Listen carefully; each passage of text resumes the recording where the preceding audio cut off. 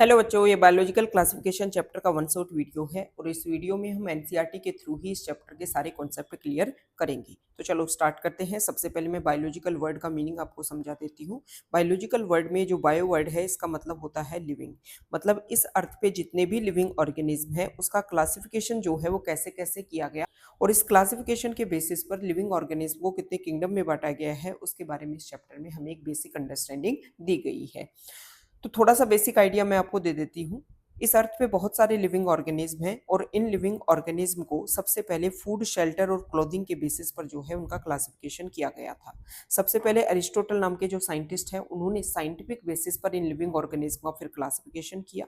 उन्होंने जितने भी लिविंग है इस अर्थ पे उनको दो ग्रुप में बांट दिया, कुछ को प्लांट्स में रख दिया और कुछ को एनिमल्स में रख दिया। किसने? एरिस्टोटल नाम के साइंटिस्ट ने। और फिर प्लांट्स जो है उनको भी तीन पार्ट में बांट दिया, हर्ब में, श्रब में और ट्री में। और एनिमल को जो है वो दो ग्रुप में बांट दिया एरिस्टोटल ने और बेसिस ये रखा कि जिनमें ब्लड का कलर रेड है उनको एक ग्रुप में रख दिया और जिनमें ब्लड का कलर रेड नहीं है उनको दूसरे ग्रुप में रख दिया। हमें पता है कि ब्लड का कलर रेड जो है वो आरबीसी में जो हीमोग्लोबिन नाम का पिगमेंट होता है उसकी वजह से होता है।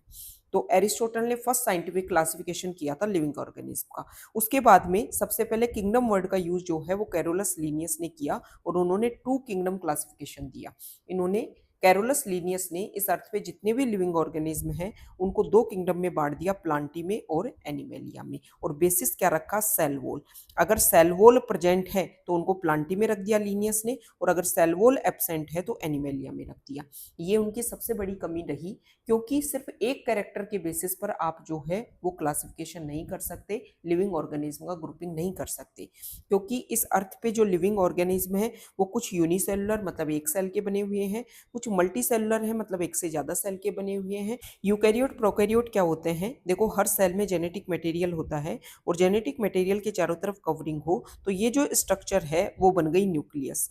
जिन ऑर्गेनिज्म में न्यूक्लियस देखने को मिलता है उन ऑर्गेनिज्म को हम बोलते हैं यूकैरियोट्स।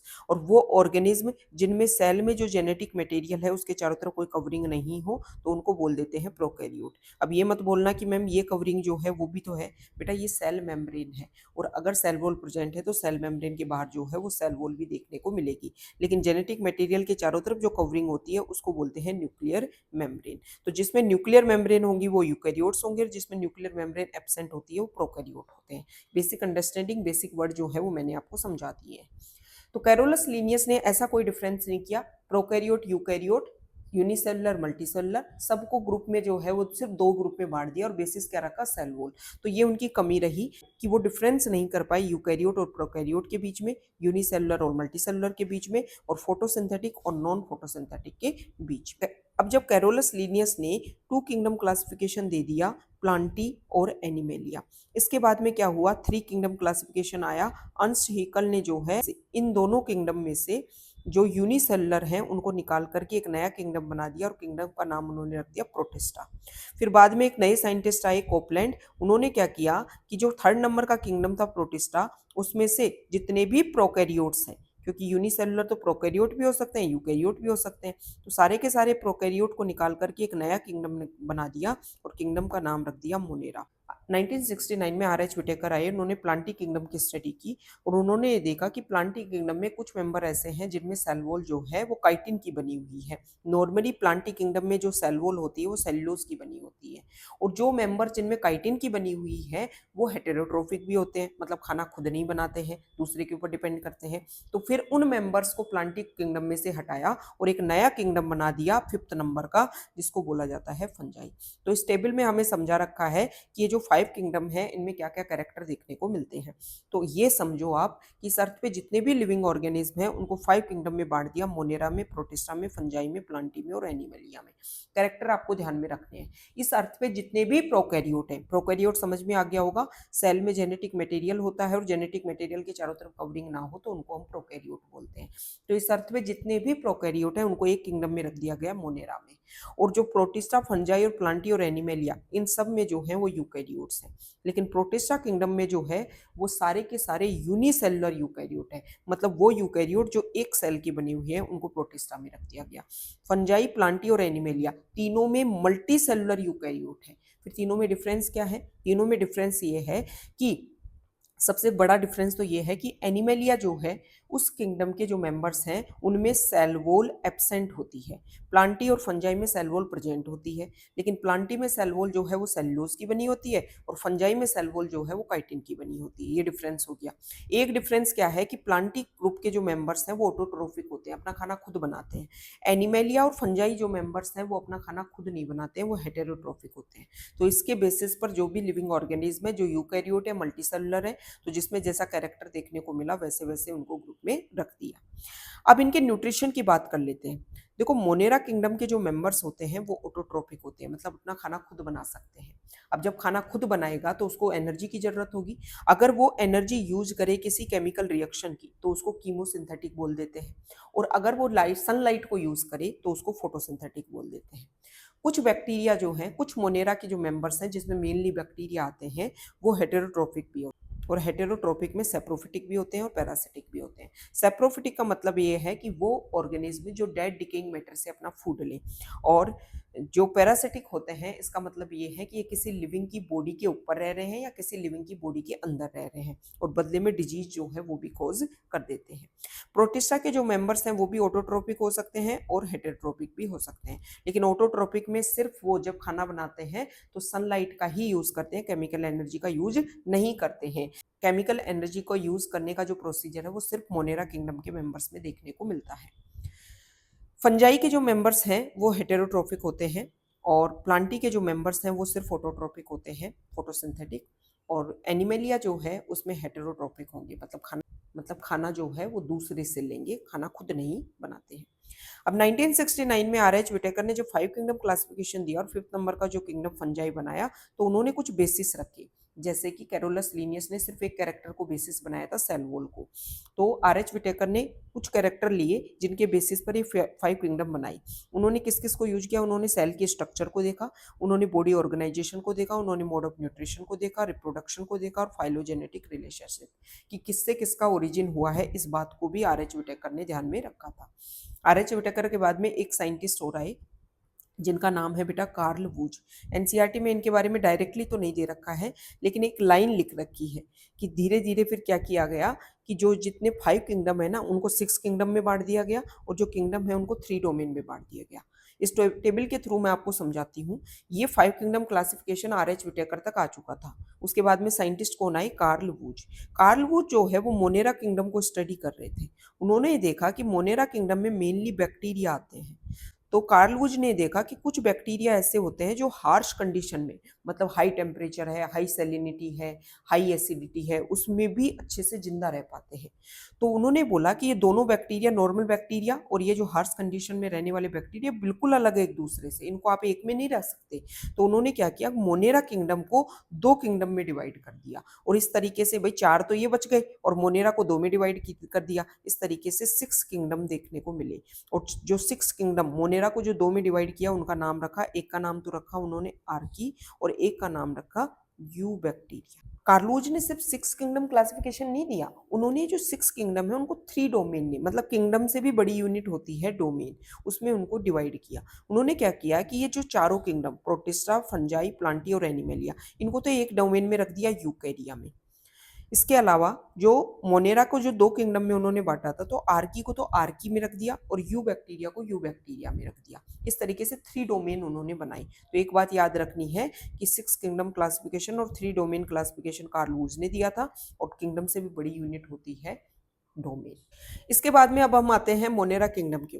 देखो, मोनेरा किंगडम के जो मेंबर्स होते हैं वो मेनली बैक्टीरिया होते हैं, और बैक्टीरिया ऐसी कोई जगह नहीं है जहां पर प्रेजेंट नहीं हो। जहां पर कोई नहीं रह सकता वहां पर बैक्टीरिया आपको मिल सकते हैं। डीप सी में मिल सकते हैं, बिल्कुल आइस वाली जगह पर मिल सकते हैं, डेजर्ट में मिल सकते हैं, हर जगह आपको जो है वो बैक्टीरिया देखने को मिल सकते हैं। मतलब बैक्टीरिया जो है वो कॉस्मोपॉलिटन है। मोनेरा किंगडम के मेनली मेंबर्स हो गए बैक्टीरिया, और बैक्टीरिया कॉस्मोपॉलिटन होते हैं। बैक्टीरिया जो है वो 4 कैटेगरीज के हो सकते हैं, 4 ग्रुप उनका देखने को मिल सकता है, और ये उनको डिवाइड किया गया है उनकी शेप के बेसिस पर। यहाँ पर डायग्राम दे रखे हैं। बैक्टीरिया जो है वो कोक्की हो सकते हैं, मतलब स्पेरिकल शेप्ड के या फिर राउंड शेप्ड के हो सकते हैं। बैक्टीरिया जो है वो बेसिलाई हो सकते हैं, मतलब रोड शेप्ड के हो सकते हैं। बैक्टीरिया जो है वो स्पाइरलम हो सकते हैं, मतलब इस तरीके से स्पाइरल जो है शेप पे देखने को मिल सकते हैं। और बैक्टीरिया विब्रियो हो सकते हैं, मतलब कोमा शेप्ड हो सकते हैं। इस तरीके से जो है वो देखने को मिलता है। अब देखो, देखो बैक्टीरिया वैसे प्रोकै बैक्टीरिया जो है वो प्रोकैरियोट है, मतलब एक ही सेल के बने होते हैं। एक बात आपको ध्यान में रखनी है कि जितने भी प्रोकैरियोट होते हैं वो यूनिसेलुलर होते हैं। लेकिन अभी मैंने बताया कि भले ही ये एक सेल के हैं, लेकिन इनमें अगर हम न्यूट्रिशन की बात करें तो बहुत ज़्यादा डाइवर्स न्यूट्रिशन देखने को मिलता है इनमें। ये कीमोसिंथेटिक भी हो सकते हैं, फोटोसिंथेटिक भी हो सकते हैं, ये हेटेरोट्रोफिक में सैप्रोफिटिक भी हो सकते हैं, पैरासिटिक भी हो सकते हैं। अब ये जो मोनेरा किंगडम है इसमें कौन कौन आते हैं? तो मोनेरा किंगडम जो है उसमें एक तो आर्की बैक्टीरिया आता है, एक जो है वो यू बैक्टीरिया आता है। यू बैक्टीरिया मतलब बायोलॉजी में कहीं भी आप किसी वर्ड के आगे ईयू वर्ड देखो तो इसका मतलब होता है ट्रू।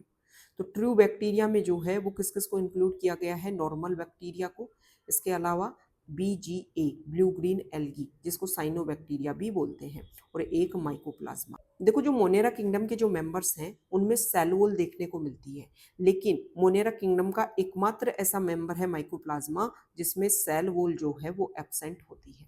आर्की बैक्टीरिया वो बैक्टीरिया हैं जो हार्श कंडीशन में रह सकते हैं, हाई टेम्परेचर में, हाई सैलिनिटी में। नॉर्मल बैक्टीरिया और आर्की बैक्टीरिया के बीच में सेल वॉल का कंपोजिशन अलग होता है, जिसकी वजह से आर्की बैक्टीरिया में ये डिफरेंस देखने को मिलता है कि वो हार्श कंडीशन में भी रह सकते हैं। यू बैक्टीरिया की अगर हम बात करें तो जो साइनोबैक्टीरिया है मतलब ब्लू ग्रीन एल्गी है, उन्होंने सबसे पहले फोटोसिंथेसिस किया था और फोटोसिंथेसिस करके O2 को रिलीज किया था। बैक्टीरिया जो है वो हमारे लिए बहुत अलग अलग लेवल पर काम करते हैं। जैसे कि हम मिल्क से जब कर्ड कन्वर्ट करते हैं तो उसमें हम कर्ड को हल्का सा कर्ड यूज करते हैं, और उस कर्ड में जो है वो लैक्टोबैसिलस प्रेजेंट होते हैं, जिसकी वजह से प्रोसीजर होता है। मतलब अगर हम हाउस लाइफ में भी देखें तो बहुत ज़्यादा यूज है बैक्टीरिया का। ये मैंने आपको बता ही दिया। अब बैक्टीरिया जो है वो पैरासिटिक हो सकते हैं, तो बैक्टीरिया कुछ डिजीज भी कर सकते हैं, जैसे कि बैक्टीरिया जो है वो ह्यूमन बींग को, क्रॉप को, फार्म एनिमल्स को, पेट्स को भी नुकसान पहुंचा सकते हैं। कुछ डिजीज के यहाँ पर नाम दे रखे हैं जैसे कोलेरा, टाइफाइड, टिटनस और सिट्रस कैंकर। ये जो है वेल नोन डिजीज है जो बैक्टीरिया की वजह से होती है। ये बैक्टीरिया का डिवीजन दिखा रखा है कि मान लो एक बैक्टीरिया है, तो बैक्टीरिया अपने आप को कैसे डिवाइड करता है। सबसे पहले जब डिवाइड हो रहा होगा उससे जस्ट पहले अपने DNA का जो है वो रेप्लिकेशन करता है, और रेप्लिकेशन करके आधा इस तरफ दे देगा, आधा इस तरफ दे देगा, और बीच में जो है उस तरीके से सेल वॉल का फॉर्मेशन होकर के दो अलग अलग सेल हो जाएंगी। ये माइकोप्लाज्मा है जिसके बारे में मैंने बता दिया। ये सबसे स्मॉलेस्ट लिविंग ऑर्गेनिज्म होता है, मोनेरा किंगडम में आता है, इसमें सेल वॉल एब्सेंट होती है। अब हम बात कर लेते हैं प्रोटिस्टा किंगडम। प्रोटिस्टा किंगडम में इस अर्थ पर जितने भी यूनिसेलुलर यूकैरियोट्स हैं वो आते हैं प्रोटिस्टा किंगडम में। अब यूकैरियोट हो गया मतलब सेल में जो जेनेटिक मटेरियल है उसके चारों तरफ कवरिंग होगी, और साथ ही साथ में यूकैरियोट है तो सेल ऑर्गेनेल भी देखने को मिलेंगी, जैसे कि गोल्जी बॉडी हो गया, माइटोकॉन्ड्रिया हो गया, प्लास्टिड हो गया, ये सब कुछ देखने को मिलता है। प्रोटिस्टा जो है वो कहाँ पर देखने को मिलता है? तो मेनली पानी में देखने को मिलते हैं। पी से प्रोटिस्टा और पी से पानी, ऐसे आप याद कर लेना। प्रोटिस्टा में हम मेनली जो है वो क्राइसोफाइट के बारे में पढ़ते हैं, डाइनोफ्लैजिलेट के बारे में पढ़ते हैं, यूग्लेनोइड्स के बारे में पढ़ते हैं, स्लाइम मोल्ड के बारे में पढ़ेंगे, और प्रोटोजोन्स के बारे में पढ़ेंगे। देखो प्रोटोजोन्स जो हैं वो आज एनिमल किंगडम के जो मेंबर्स हैं ना उनके एंसेस्टर माने जाते हैं। तो ये कैसे होंगे? ये हेटेरोट्रोफिक होंगे, अपना खाना खुद नहीं बनाएंगे, दूसरे के ऊपर डिपेंड करेंगे। स्लाइम मोल्ड में जो कैरेक्टर है वो फंजाई जैसे देखने को मिलते हैं। तो इनमें जो है वो फ्रूटिंग बॉडीज का फॉर्मेशन होगा जब अनफेवरेबल कंडीशन होती है, और ये फ्रूटिंग बॉडीज का फॉर्मेशन सिर्फ और सिर्फ फंजाई में देखने को मिलता है। तो स्लाइम मोल्ड जो फंजाई जैसा हो गया, डेड डिकेइंग मैटर से अपना फूड लेगा, और क्राइसोफाइट, डाइनोफ्लैजिलेट और यूग्लेनोड्स जो हैं वो तीनों के तीनों कैसे होते हैं? फोटोसिंथेसिस करते हैं। लेकिन यूग्लेनोड्स जो है वो थोड़ा स्पेशल है। जब सनलाइट नहीं होती है तो यूग्लेनोड्स क्या करता है? दूसरे एनिमल्स को मार करके खा लेता है। मतलब यूग्लेनोड्स में मिक्सोट्रोपिक तरीके का न्यूट्रिशन देखने को मिलता है। क्राइसोफाइट जो है वो ओशियन के चीफ प्रोड्यूसर होते हैं, ये इंपॉर्टेंट बात है, आपको ध्यान में रखना है। जो क्राइसोफाइट है उसमें डायटम्स आते हैं और गोल्डन एल्गी मतलब डेस्मिड आते हैं। कहाँ पर मिलेंगे? वाटर में मिलेंगे, और साथ ही साथ में इनमें मूवमेंट के लिए फ्लैजिला नहीं देखने को मिलता। तो मूवमेंट जब फ्लैजिला नहीं देखने को मिलेगा तो ये वाटर करंट के थ्रू ही फ्लो करेंगे। डाइनोफ्लैजिलेट जो है वो मेनली मैरीन वाटर में मिल रहा है, अलग अलग कलर का देखने को मिल सकता है, और इसका एक एग्जाम्पल ध्यान में रखना है जिसको हम बोलते हैं गोनी पोलैक्स। ये रेड डाइनोफ्लैजिलेट होता है, जिसकी वजह से जब ये अपनी संख्या को ग्रो करता है तो रेड टाइड जो है वो देखने को मिलते हैं सी में।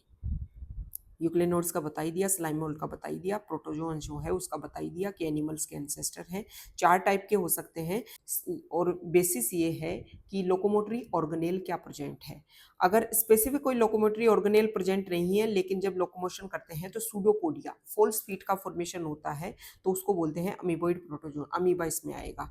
और अगर लोकोमोशन के लिए फ्लैजिला का यूज करते हैं तो फ्लैजिलेटेड प्रोटोजोन्स है। अगर लोकोमोशन के लिए फ्लैजिला प्रेजेंट है तो फ्लैजिलेटेड प्रोटोजोन्स और इसका एग्जांपल है ट्रिपेनोसोमा। अगर लोकोमोशन के लिए सीलिया प्रेजेंट है तो सीलिएटेड प्रोटोजोन्स और इसका एग्जांपल है पैरामीशियम। और अगर कोई लोकोमोटरी ऑर्गेनेल नहीं प्रेजेंट है, क्योंकि ये हमेशा लिविंग ऑर्गेनिज्म के अंदर जो है वो पैरासिटिक फॉर्म में प्रेजेंट रहते हैं, और इसका जो एग्जांपल है वो है प्लाज्मोडियम। अब हम बात कर लेते हैं किंगडम फंजाई की। किंगडम फंजाई में कौन कौन आएंगे? किंगडम फंजाई में जो है वो मल्टीसेलुलर यूकैरियोट्स आते हैं, और ये मल्टीसेलुलर यूकैरियोट्स जो है इनमें सेल वॉल प्रेजेंट होगी, और सेल वॉल जो है वो काइटिन की बनी होती है। लेकिन फंजाई का एक एक्सेप्शन होता है यीस्ट, ये यूनिसेलुलर यूकैरियोट होता है, लेकिन इसको किंगडम फंजाई में रखा गया है। फंजाई के मेंबर्स जो हैं वो सेप्रोटिक फॉर्म में भी रह सकते हैं, सेप्रोफिटिक फॉर्म में भी रह सकते हैं, पैरासिटिक फॉर्म में भी रह सकते हैं, और सिम्बायोटिक रिलेशनशिप में भी रह सकते हैं, जैसे कि लाइकेन के फॉर्म में और माइकोराइजा के फॉर्म में। लाइकेन और माइकोराइजा क्या होता है लास्ट तक आपको समझा दूंगी। अब ये जो फंजाई होते हैं ये मल्टी सेलुलर मतलब एक से ज़्यादा सेल के बने होते हैं। इनमें जो है वो सेक्सुअल रिप्रोडक्शन के 3 स्टेप होते हैं। क्या होता है कि मान लो 2 फंजाई है इस तरीके से, तो इसमें कोई स्पेसिफिक सेक्स ऑर्गन नहीं होता है फंजाई में। फंजाई का एक माइसी मतलब एक फंजाई जो है वो मेल की तरह बिहेव करेगा, एक फंजाई जो है वो फीमेल की तरह बिहेव करेगा। सबसे पहले क्या होता है कि मान लो ये सेल जो है और ये सेल पास पास में आई, तो सबसे पहले दोनों का प्रोटोप्लाज्म जो है वो आपस में फ्यूज होता है। इस प्रोसीजर को बोलते हैं प्लाज्मोकेमी। ये सेक्सुअल रिप्रोडक्शन के स्टेप है फंजाई में। फिर जब दोनों के यहाँ पर सेल के प्रोटोप्लाज्म आपस में मीट हो गए तो यहाँ पर जो न्यूक्लियस है वो मीट होंगे, जिसको बोलते हैं कैरियोगेमी। और फिर जब ये मीट होंगे तो इस तरीके की स्ट्रक्चर, अलग अलग तरीके की स्ट्रक्चर ये देखने को मिलती है। इसको बोलते हैं बेटा फ्रूटिंग बॉडीज, और ये स्पेशल कैरेक्टरिस्टिक होता है फंजाई किंगडम का। ये जो फ्रूटिंग बॉडीज है, फिर इसी में ये जो गैमेट्स फ्यूज हुए, जो यहाँ पर इस तरीके से जाइगोट देखने को मिला, उस जाइगोट में मियोसिस होगा, और मियोसिस होने के बाद में यहाँ पर स्पोर बनेंगे। फिर ये जो फ्रूटिंग बॉडीज जो बनी है ये फटेगी, ये स्पोर बाहर निकलेंगे और जर्मिनेट होंगे और दोबारा से नई फंजाई बना देंगी। कुछ कुछ फंजाई में क्या देखने को मिलता है कि ये फ्रूटिंग बॉडीज जो है वो इस तरीके की बनती है, इस तरीके की कहानी। ठीक है, तो ये जो स्पोर हैं ये बाहर की साइड बनते हैं, ऐसे स्पोर्स को बोल देते हैं एक्जोस्पोरस। और अगर किसी फ्रूटिंग बॉडी के अंदर बने तो इन स्पोर को बोलेंगे एंडोस्पोरस। जो फंजाई किंगडम है उनको 4 क्लास में बांटा हुआ है, और बेसिस ये है कि माइसीलियम की मॉर्फोलॉजी कैसी है, स्पोर का फॉर्मेशन का मोड कैसा है, और फ्रूटिंग बॉडीज जो है वो कैसे देखने को मिल रही है। इसके बेसिस पर 4 क्लास में बांट दिया। फाइकोमाइसिटीज ये सबसे बेसिक फंजाई देखने को मिलती है, और अभी मैंने बताया कि इस तरीके का माइसीलियम जो है वो देखने को मिलेगा, लेकिन इसमें क्या होता है कि इस तरीके की कंडीशन देखने को मिलती है, मतलब बीच में सेप्टा जो है फॉर्म नहीं होते हैं। एस्कोमाइसिटीज जो है वो इससे थोड़ी हायर होगी। उसके बाद में बेसिडियोमाइसिटीज देखने को मिलेगी। बेसिडियोमाइसिटीज देखो, जो फंजाई है उसमें एसेक्सुअल रिप्रोडक्शन भी होता है, सेक्सुअल रिप्रोडक्शन भी होता है, लेकिन बेसिडियोमाइसिटीज क्लास जो है वो फंजाई किंगडम की, इसमें एसेक्सुअल रिप्रोडक्शन देखने को नहीं मिलता है। ड्यूटेरोमाइसिटीज क्लास जो है इसमें सेक्सुअल रिप्रोडक्शन देखने को नहीं मिलता है, इसलिए इसको इम्परफेक्ट फंजाई के नाम से भी जाना जाता है। अब यहाँ पर थोड़ा सा किंगडम प्लांटी के बारे में बता रखा है कि किंगडम प्लांटी में मेंबर्स कौन आएंगे, तो मल्टी सेलुलर यूकैरियोट्स आएंगी। लेकिन मल्टी सेलुलर यूकैरियोट्स जो होंगे उनमें भी सेल वॉल जो है वो किसकी बनी होगी, सेल्यूलोज की बनी होगी। और साथ ही साथ में जो मेंबर्स है वो कैसे होते हैं, ऑटोट्रोपिक होते हैं, अपना खाना खुद बनाते हैं। लेकिन कुछ प्लांट जैसे कि ब्लैडरवर्ट, वीनस फ्लाई ट्रैप, ये इंसेक्टिवोरस प्लांट होते हैं, मतलब ये फोटोसिंथेसिस तो करते हैं लेकिन साथ ही साथ में कुछ इंसेक्ट को पकड़ करके भी खा लेते हैं। इसका बेसिक रीजन ये होता है कि बेटा नाइट्रोजन जो है वो बहुत ज़्यादा जरूरी है प्लांट के लिए, क्योंकि हर सेल में जो है वो जेनेटिक मटेरियल होगा, और जेनेटिक मटेरियल जब होता है तो हमें पता है कि उसमें नाइट्रोजन बेस जुड़ती है, तब जाकर के डीएनए आरएनए बनता है, तो उसके लिए रिक्वायरमेंट होती है। तो अगर सोइल में नाइट्रोजन की कमी है तो क्या करता है प्लांट, इंसेक्ट को जो है वो ट्रैप करके खा लेता है, क्योंकि इंसेक्ट की जो कवरिंग होती है वो काइटिन की बनी होती है, और ये जो कवरिंग है इंसेक्ट की जो कवरिंग होगी इसमें ये काइटिन जो है वो एन एसिटाइल ग्लूकोसामीन जो है उसको बना होता है, मतलब नाक का पॉलीमर होता है। तो ये जो एन है वो नाइट्रोजन है। फिर इस नाइट्रोजन का प्लांट जो है वो अपने लिए यूज कर लेते हैं। और एक प्लांट होता है कसकटा।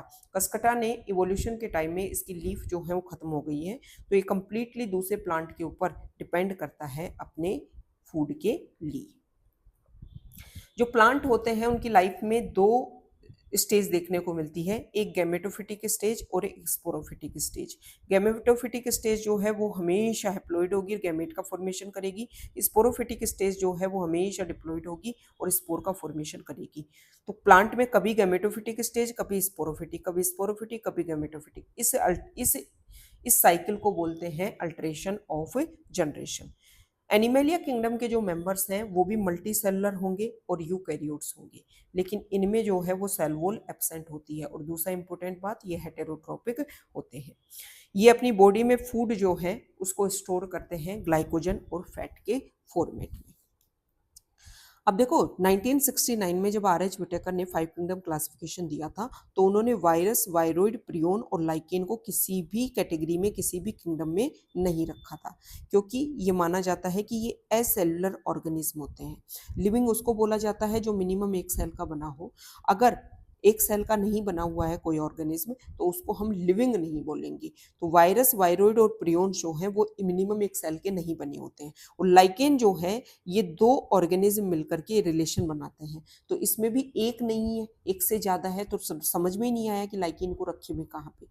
वायरस जो है उसमें एक प्रोटीन की कवरिंग होती है और अंदर जेनेटिक मटेरियल होता है। प्रोटीन की जो कवरिंग होती है उसको बोलते हैं कैप्सिड, और ये जो कैप्सिड है कुछ यूनिट से मिलकर के बना होता है, उन यूनिट को बोलते हैं कैप्सोमियर। अंदर जेनेटिक मटेरियल जो है वो या तो डीएनए हो सकता है या फिर आरएनए हो सकता है, दोनों एक साथ नहीं होंगी, या तो डीएनए होगा या फिर आरएनए होगा। अब वायरस जो है इसके बारे में 3 साइंटिस्ट ने अलग अलग टाइम पे काम किया।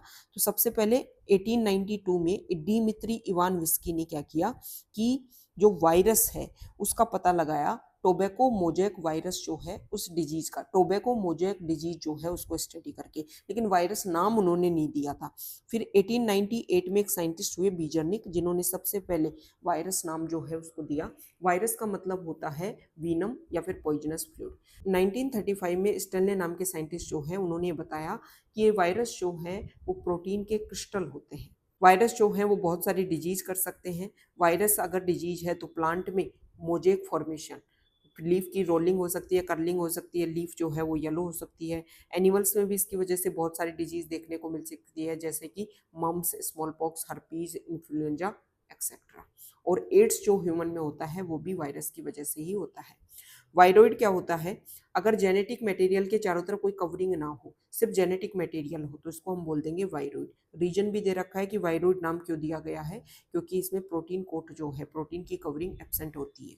1971 में टीओ डीनर ने इसकी डिस्कवरी की थी। पोटैटो स्पिंडल ट्यूबर डिजीज में इसका पता लगाया था और बताया गया कि ये वायरोइड की वजह से हो रही है। प्रियोन्स जो है इसकी वजह से न्यूरल डिजीज होती है, और इसके जो बोवाइन मतलब जो एनिमल्स हैं वो भी इफेक्ट होते हैं। ह्यूमन में भी सेम डिजीज देखने को मिलती है, जिसको बोल देते हैं क्रूजफेल्ड जैकब डिजीज ह्यूमन में। और जो काउ, जो कैटल हैं उनमें बोल दिया जाता है मैड काउ डिजीज, और इसी को बोला जाता है बोवाइन स्पॉन्जिफॉर्म एनसेफेलोपैथी। एनसीईआरटी में जहां जहां पर इस तरीके से ब्रैकेट में वर्ड दे रखे हैं उनके फुल फॉर्म आपको आने चाहिए। फिर है लाइकेन। देखो लाइकेन जो है उसमें क्या होता है, इसमें एक तो होता है बीजीए, ब्लू ग्रीन एल्गी या फिर साइनोबैक्टीरिया, या फिर इसमें होगा एल्गी। देखो ब्लू ग्रीन एल्गी के बारे में मैंने आपको बताया कि इसमें फोटोसिंथेसिस करने की पावर होती है, तो ये खाना बना सकता है। एल्गी जो है प्लांट किंगडम में आता है, तो इसमें फोटोसिंथेसिस करने की पावर होती है, तो खाना बना सकता है।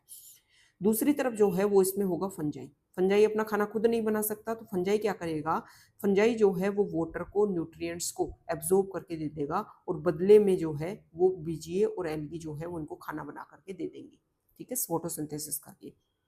इसके अलावा फंजाई जो है वो शेल्टर भी प्रोवाइड करता है, मतलब जगह प्रोवाइड करता है जिसमें बीजीए, ब्लू ग्रीन एल्गी या फिर एल्गी जो है वो रह सकते हैं। ये जो लाइकेन है वो पोल्यूशन के अच्छे खासे इंडिकेटर होते हैं। अगर किसी जगह पर पहले लाइकेन ज्यादा थे और टाइम के साथ में कम हो रहे हैं, तो आप समझ जाओ कि वो एरिया पोल्यूटेड हो रहा है।